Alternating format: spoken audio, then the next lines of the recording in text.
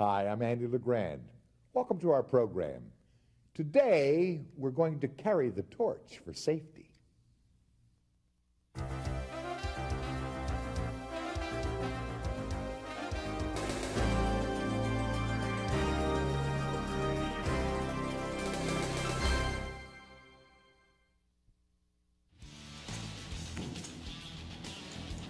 Every day, welders in various industries use high temperatures to shape metal.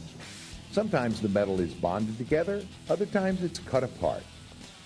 Over the years, engineers have developed a variety of methods for welding. The combination of a spark, oxygen, and a flammable gas provide the energy for oxy-fuel cutting, welding, and brazing. High-voltage electricity, whether it's alone or used in tandem with various gases, powers arc welding.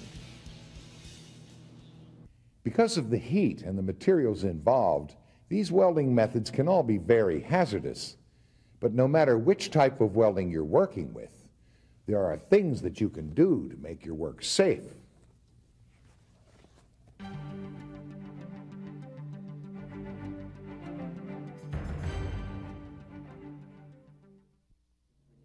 The first thing to do is to inspect your equipment. When you're working with an oxy-fuel unit, make sure your torch has the right tip for the job at hand. Examine the cylinder valves and fittings.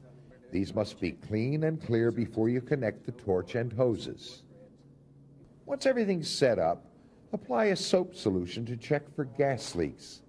Some problems can be solved by simply tightening the connection. Arc welding units also need to be checked out.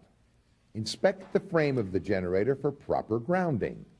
Make sure the work lead and electrode lead are properly connected. And don't forget to examine cables for damaged insulation or bare conductors. If left unrepaired, these can cause a severe shock.